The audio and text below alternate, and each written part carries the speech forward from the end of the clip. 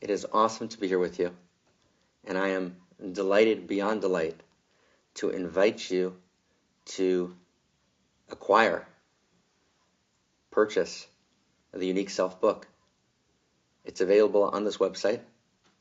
It's available through Integral Publishers, the fantastic publishers of the Unique Self book. Your Unique Self, the radical path to personal enlightenment. And I just want to give you a sense of what you'll receive in the book. The book is some 22, 23 chapters, and each chapter is a process of awakening. The book is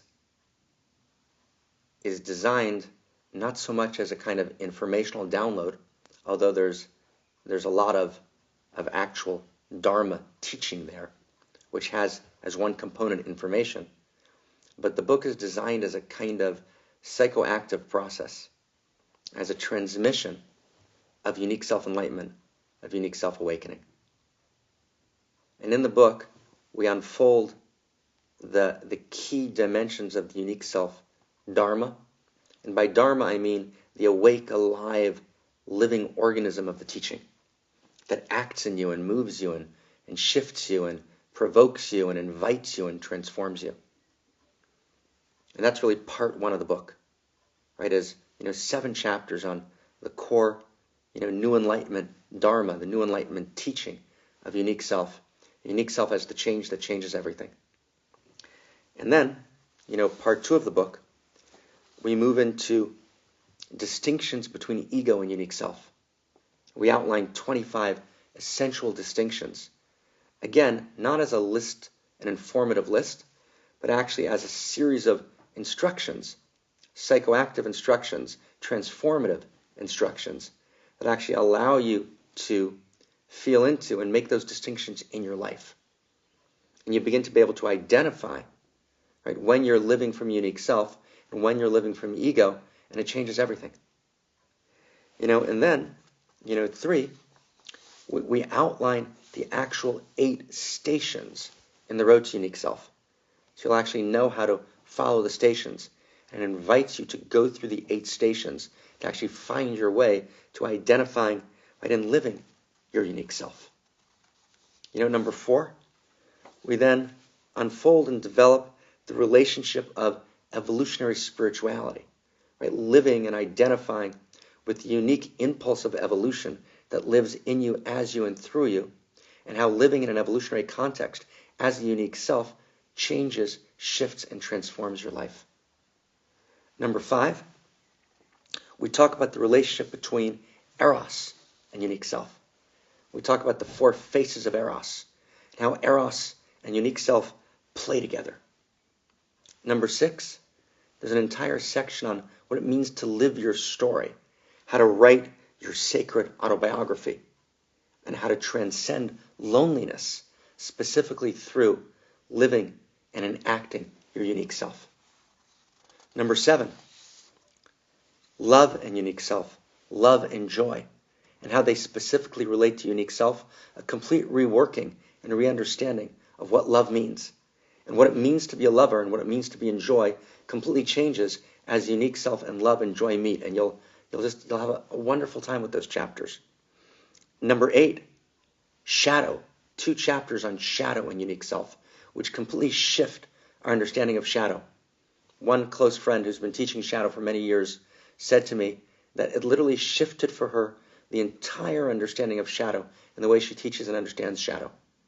We begin to talk about what unique shadow means, and we identified 10 principles of unique self-shadow work and 7 laws of love that allow, right, love to function in very specific ways as the transformational elixir, right, in weaving and integrating your shadow and following your shadow, your unique shadow, back to your unique self.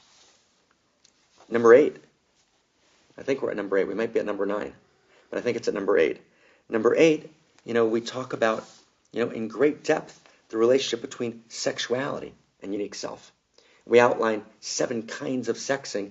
We identify a unique form of tantra, of sexuality, called unique self-sexuality, and what that means and how you live it, how you enact it. Number 9, Number 9, we talk about the 7 laws of evolutionary unique self relationships. We call them unique self encounters.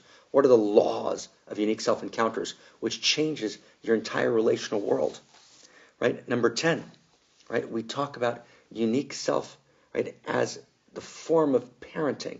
It changes, right, the very source code of parenting, what it means to be a parent. Right? Number 11, we talk about unique self and its relationship to malice, and how the desire to destroy the unique self of another, right, affects relationships. We actually bring that shadow to light and find a way to move through it. And finally, number 12, right, unique self and death, the relationship between unique self and mortality. So these 12 dimensions of the book, each one is a kind of enlivening process. Each one is an awakening process.